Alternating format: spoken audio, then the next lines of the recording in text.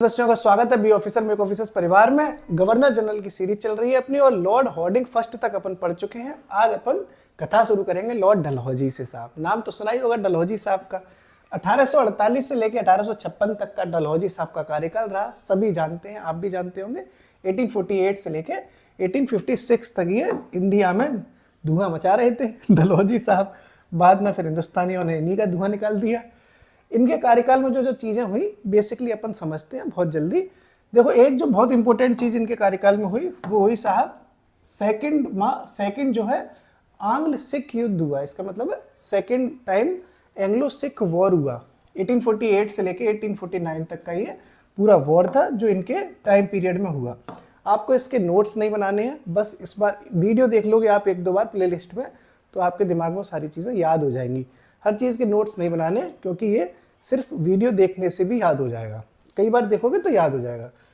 और क्या क्या बड़ा काम हुआ तो देखो, एंग्लो सिख वॉर हुआ था सेकंड, ठीक है साहब। इसका मतलब फर्स्ट कब हुआ था तो फर्स्ट हमने पिछले वीडियो में बताया था कि लॉर्ड हॉर्डिंग फर्स्ट के कार्यकाल में पहला आंग्ल सिख युद्ध हुआ था, ये वाला द्वितीय है। अब सिख वाला जब मामला है, आंग्ल सिख युद्ध हो गया, अंग्रेज जीत गए। सिख लोग कहाँ रहते हैं? पंजाब में रहते हैं सारे। तो जब सिख वाला युद्ध जब अंग्रेज जीत गए तो पंजाब जो है वो अंग्रेजों के पास चला गया। इसका मतलब है पंजाब का विलय हो गया कंपनी में। कंपनी मतलब अंग्रेज के पास पंजाब चला गया। कब चला गया? 1849 में, क्योंकि युद्ध है जो 1849 में ख़त्म हो गया और 1849 में ये पंजाब अंग्रेजों के पास चला गया साहब, ठीक है। और क्या क्या देखो तूफान मचा तो सेकंड एंग्लो वर्मा युद्ध। वर्मा मतलब यही म्यांमार यामार, तो द्वितीय आंग्ल वर्मा युद्ध भी लॉर्ड डलहौजी के ही कार्यकाल में हुआ था 1851-52 में। यानी पहले इन्होंने सिखों को हराया, फिर इन्होंने वर्मा को यानी म्यांमार को हरा दिया और फिर क्या ले लिया? तो जैसे सिखों को हराकर पंजाब ले लिया था वैसे ही वर्माओं को हराकर लोअर वर्मा और पैगू एक जगह है वर्मा में म्यांमार में, ये दोनों जगह लॉर्ड डलहौजी के कार्यकाल में अंग्रेजी साम्राज्य में मिला ली गई, हड़प ली गई साहब। तो पहले आंग्ल सिख युद्ध हो गया, फिर आंग्ल वर्मा युद्ध हुआ। वर्मा युद्ध कब हुआ है? 1851-52 में, क्लियर है। आंग्ल सिख युद्ध कब था? 1848-1849। ये कभी कभी क्या होता है ना, पेपर में क्रोनोलॉजिकल ऑर्डर में आ जाते हैं कि पहले कौन सा था बाद में कौन सा था, इसलिए ईयर भी याद रखना ज़रूरी है। फिर देखो डलहौजी के कार्यकाल में क्या बड़ी चीज़ हुई तो वुड्स डिस्पैच आपने सुना होगा, मैंने अपनी सीरीज में कराया भी था वुड्स डिस्पैच। तो ये 1854 में वुड्स डिस्पैच आया था। ये शिक्षा से रिलेटेड था, शिक्षा से रिलेटेड। इसे मैग्ना कार्टा भी कहा जाता है, शिक्षा का मैग्ना कार्टा। शिक्षा का मैग्ना कार्टा किसे कहा जाता है? चार्ल्स वुड की जो वुड्स डिस्पैच है उसको ही। 1854 में ये भी आया था साहब। और देखो क्या क्या चीज़ें हुई तो डॉक्ट्रिन ऑफ लैप्स आपने खूब सुना होगा। डॉक्ट्रिन ऑफ लैप्स के बारे में, व्यक्तिगत सिद्धांत जिसको कहते हैं, जो रियासतें हड़पी गई थी हिंदुस्तान में वो डॉक्ट्रिन ऑफ लैप्स के तहत हड़पी गई थी और वो भी डलहौजी के कार्यकाल में ही हुई थी। ये मेरी शॉर्ट ट्रिक वाली जो आप सीरीज देखते होंगे उसमें मैंने समझाया भी है अपनी ट्रिक से कि संभव जैन संभल के भागो उड़ने के झांसे में ना आओ। शॉर्ट ट्रिक कराई है मैंने। जो रियासतें हड़पी गई हैं तो सतारा, संभव से सतारा, संभल के संभलपुर, उदयपुर, भगाती कराया, आपने देखा होगा शॉर्ट ट्रिक वाली वीडियो में।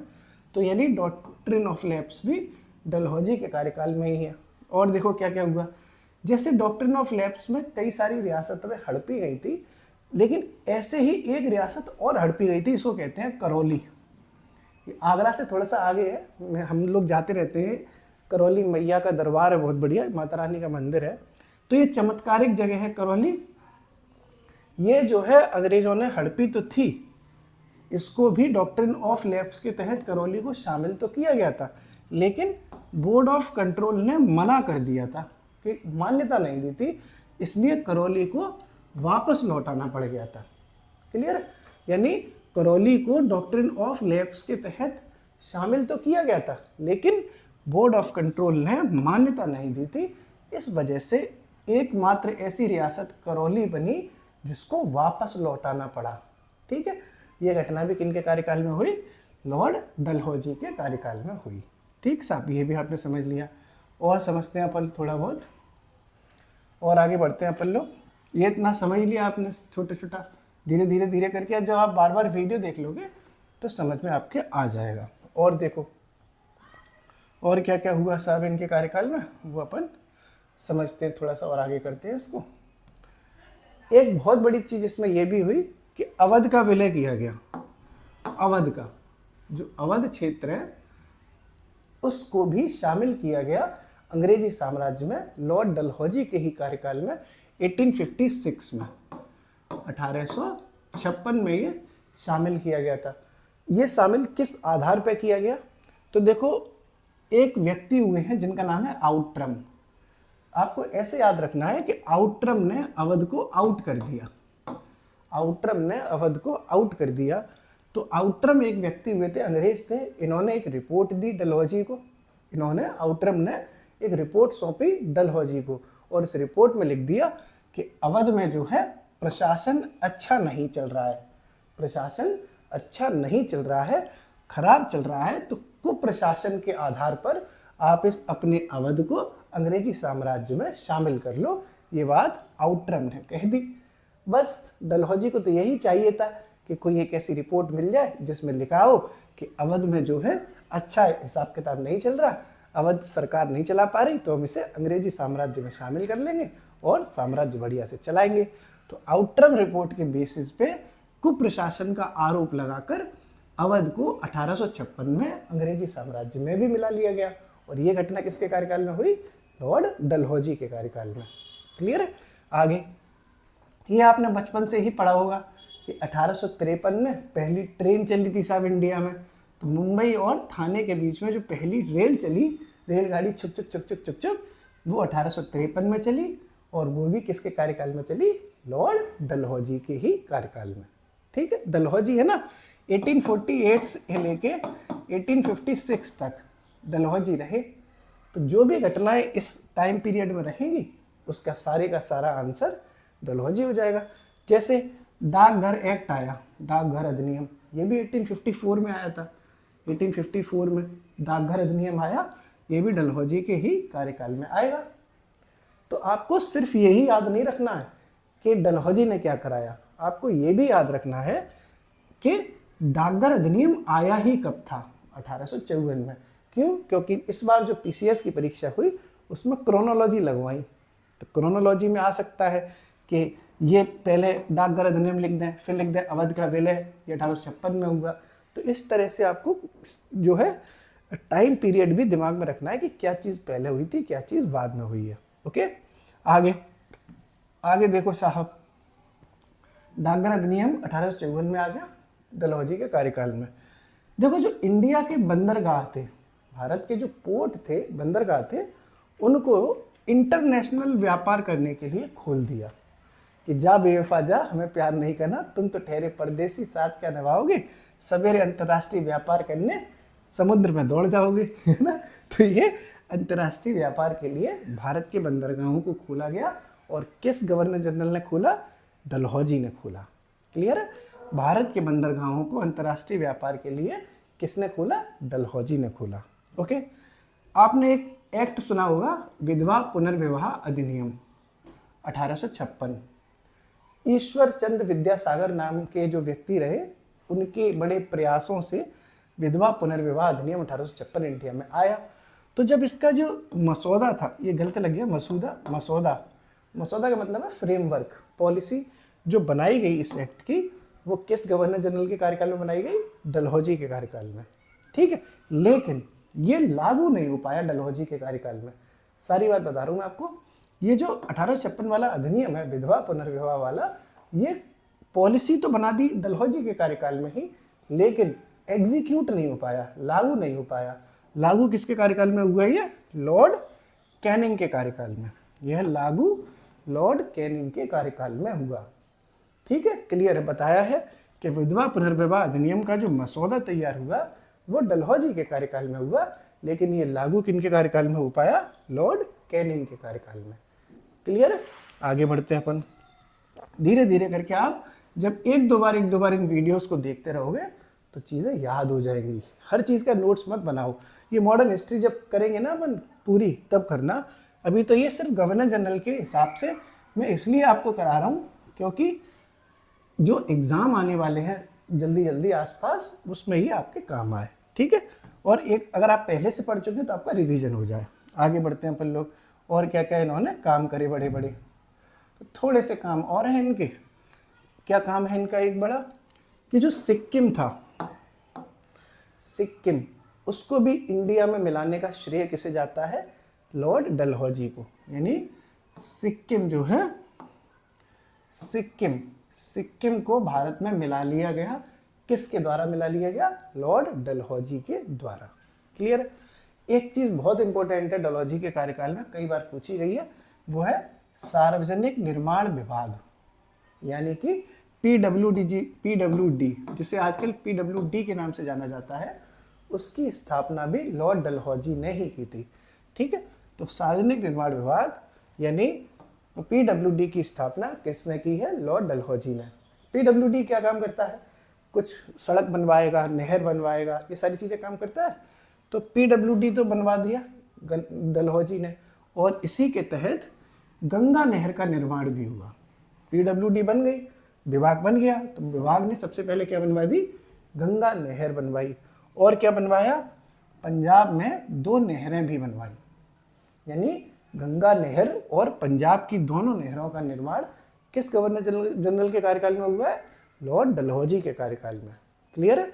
और पीडब्ल्यूडी की स्थापना किसने करी है? पीडब्ल्यूडी की, तो वो भी किसने करी है? लॉर्ड डलहौजी ने की है। क्लियर? आगे बढ़ते हैं अपन लोग। देखो जो बंगाल था, बंगाल में तो ये सब कुछ चल रहा था, तो बंगाल को अच्छे से मैनेज करने के लिए, कि बंगाल का प्रशासन अच्छे से चले, बंगाल का एडमिनिस्ट्रेशन अच्छे से चले, इसलिए उप गवर्नर भी बनाए गए थे। बंगाल में उप गवर्नर बना दिया गया, एक डिप्टी गवर्नर टाइप का बना दिया गया, कि बंगाल बहुत बड़ा है साहब, तो एक गवर्नर तो है ही, एक डिप्टी गवर्नर भी साथ में होना चाहिए जो बंगाल की देख रेख कर ले, प्रशासन कर ले। तो बंगाल के लिए उप गवर्नर का, एक उप गवर्नर की पोस्ट बनाई। किसने बनाई? डलहौजी ने बनाई। किसने बनाई? डलहौजी ने बनाई। ठीक है, ओके, ये भी आपने समझ लिया कि बंगाल के लिए उप गवर्नर का पद सृजित कर दिया गया डलहौजी के द्वारा। और देखो क्या क्या हुआ, और एक सिस्टम लाया गया, non regulation system. Non regulation system किसके द्वारा लाया गया? नॉन रेगुलेशन सिस्टम डलहौजी के द्वारा लाया गया। और ये सिस्टम है क्या? तो ये सिस्टम ये था कि अगर मान लो कई सारे देसी रियासतें अंग्रेजी साम्राज्य में मिलाई जा रही हैं, अवध मिला लिया, पंजाब मिला लिया, लोअर बर्मा मिला लिया, पेगू मिला लिया, सिक्किम मिला लिया, ये सारे मिलाए आपके सामने। अगर इस तरह से चीज़ें जो मिलाई जा रही हैं, यानी नए नए प्रदेश मिलाए जा रहे हैं, शामिल किए जा रहे हैं, उन पर हम डायरेक्ट शासन करेंगे, प्रत्यक्ष हमारा शासन होगा, हमारा मतलब अंग्रेजों का। डलहौजी कह रहे हैं अपने नॉन रेगुलेशन सिस्टम के माध्यम से कि अब हम किसी और का रेगुलेशन बर्दाश्त नहीं करेंगे। उनको कर दिया नो, कि तुम्हारी ऐसी तैसी, अब अपनिच्छ राजा है। डलहौजी को फीलिंग आ रही है राजा वाली फीलिंग साहब। राजा वाली फीलिंग साहब क्या होती है साहब? यही तो होती है कि साहब सिक्किम हिंदुस्तान में था साहब, और हमने जो है यहाँ से दाएं दाएं गोली चलाई और बन गए साहब राजा। ये है राजा वाली फीलिंग, है कि नहीं? सिक्किम हमारा हो गया साहब, जबकि सिक्किम के हम नहीं थे, मतलब हिंदुस्तान के तो नहीं थे डलहौजी, लेकिन हिंदुस्तान में बाहर से आके हिंदुस्तान के ही नए नए क्षेत्रों को अंग्रेजी साम्राज्य में शामिल कर लिया। यही तो है राजा वाली फीलिंग साहब। बताओ, तो बन गए राजा साहब। एक बहुत मशहूर टीचर हैं, आप जानते होंगे, बड़ा बोलते हैं वो इस चीज़ पे, राजा वाली फीलिंग, राजा वाली फीलिंग। तो मैंने भी आनंद ले लेता हूँ कभी कभी राजा वाली फीलिंग करके। तो ये राजा वाली फीलिंग आ गई साहब। और इस पूरी राजा वाली फीलिंग वाले सिस्टम को क्या कहा गया? Non regulation system. कौन लेके आया ये? डलहौजी। और क्या है ये? कि जो भी नए नए प्रदेश शामिल होंगे अंग्रेजी साम्राज्य में, उन पर हम अंग्रेज डायरेक्ट शासन करेंगे, प्रत्यक्ष शासन करेंगे, उसको कहा गया नॉन रेगुलेशन सिस्टम। और देखो डलहौजी ने क्या क्या काम किए। डलहौजी जो है बहुत बड़े बड़े काम कर गया है, इसलिए इसके काम कुछ ज़्यादा हैं। बाकी गवर्नर ने इतने काम नहीं किए, उनके छोटे छोटे काम हैं, इसलिए वीडियो थोड़ा लंबा हो रहा है। नहीं तो 5-5 मिनट के वीडियो में एक एक गवर्नर जनरल सुहा कर दिया जाएगा। आगे देखो यार, दिवाली पे ना बहुत खा लिया मैंने, मोटा हो गया हूँ मैं पहले से, डलहौजी जैसा हो गया हूँ। आज मैंने अपना वजन नापा, 4 किलो वजन बढ़वा दिया मैंने 10-15 दिन में ही दिवाली पे। तो आगे बढ़ते हैं। पेशवा था, पेशवा सुना होगा आपने, पेशवा, मराठा पेशवा होता था। पेशवा की पेंशन खा गया डलहौजी, इसीलिए तो मोटा हो गया था, है कि नहीं, ऐसे याद रख लेना। पेशवा की पेंशन खा गया, यानी पेशवा की पेंशन खत्म कर दी डलहौजी ने। उधर डलहौजी में मोटा हो गया, इधर मैं मोटा हो गया। तो पेशवा की पेंशन किसने खा ली? डलहौजी ने। यानी पेशवा के पेंशन की समाप्ति करने वाला गवर्नर कौन था? डलहौजी। ठीक है। और देखो, आपने इस विद्रोह सुना होगा एक, जिसको कहते हैं संथाल विद्रोह। संथाल विद्रोह का नाम सुना होगा खूब आपने, संथाल विद्रोह। ये संथाल विद्रोह जो है वो 1855-56 में हुआ है। और इसके जो नेता थे वो थे सिद्धू कान्हू। सिद्धू कान्हू, ये आपने खूब सुने भी होंगे। सिद्धू कान्हू के द्वारा संथाल विद्रोह झारखंड में हुआ था और वो 1855-56 के टाइम की बात है। तो संथाल विद्रोह किस गवर्नर जनरल के कार्यकाल में हुआ है? लॉर्ड डलहौजी के कार्यकाल में। ठीक है साहब, तो ये भी आपने समझ लिया। इसके अलावा देखो, डलहौजी ने एक बड़ी चीज़ क्या करी। डलहौजी ने किया कि जो ग्रीष्मकालीन राजधानी है शिमला, वो जो राजधानी है तो वो गर्मियों में शिमला ले गया। पहले राजधानी कलकत्ता होती थी। 1911 में दिल्ली लाने के लिए घोषणा की गई और 1912 में राजधानी दिल्ली ट्रांसफ़र हुई है। ये पब्लिक सर्विस कमीशन 2025 के एग्जाम में आया भी है, पीसीएस में। हालांकि उन्होंने एग्जाम का इसका गलत दिया है आंसर। दिल्ली जो है ट्रांसफ़र जो राजधानी हुई थी वो हुई थी 1912 में। 1911 में ये घोषणा की गई थी कि राजधानी को कलकत्ता से दिल्ली लाया जाएगा। इसका मतलब है कि राजधानी कहाँ थी? कलकत्ता थी। लेकिन इन्हें क्या था, डलहौजी को गर्मी लगती थी कलकत्ता में, तो जो गर्मियों में शिमला में जाके चले जाते थे, वहाँ मौसम ठंडा रहता है। तो ग्रीष्मकालीन राजधानी किसे बना दिया? शिमला को बना दिया। किसने बनाया था? डलहौजी ने। ठीक है। और जब राजधानी शिमला बन गई तो वहीं पर एक सैन्य मुख्यालय खोल दिया, जो आज भी है। मैं भी पिछले साल शिमला गया था तो मैंने देखा भी था, ये बहुत अच्छा बनाया है। एक मिलिट्री हेडक्वार्टर टाइप का है, बहुत लोग फोटो खिंचवाते हैं वहाँ पे जाके। सैन्य मुख्यालय किसने बनाया है शिमला में? लॉर्ड डलहौजी ने। क्लियर है। और ग्रीष्मकालीन राजधानी भी किसने बना दी थी? लॉर्ड डलहौजी ने। और अगर ऐसे ही पूछा जाए कि लॉर्ड डलहौजी ने ग्रीष्मकालीन राजधानी कहाँ बनाई, तो शिमला में बनाई। ये भी आपने समझ लिया। और आखिरी जो डलहौजी के बारे में फैक्ट है वो ये है कि सैन्य विभाग को सार्वजनिक विभाग से अलग कर दिया।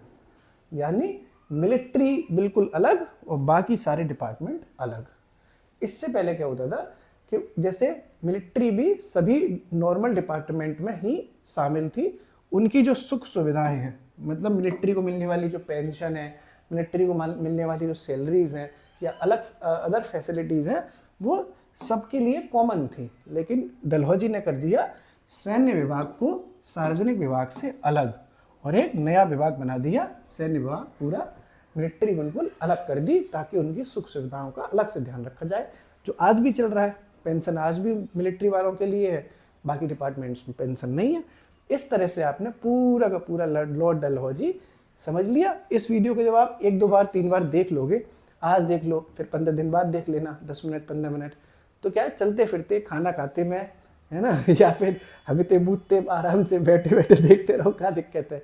बाबू सोना के संग बाबू हो गए, यहाँ पे कंधे पे बिठा लो, एक तरफ वीडियो देखते रहो डलहौजी का, है कि नहीं। ऐसे देखते रहो हंसते मुस्कुराते हुए। फिर से एक नए गवर्नर के साथ मुलाकात होगी। शुक्रिया।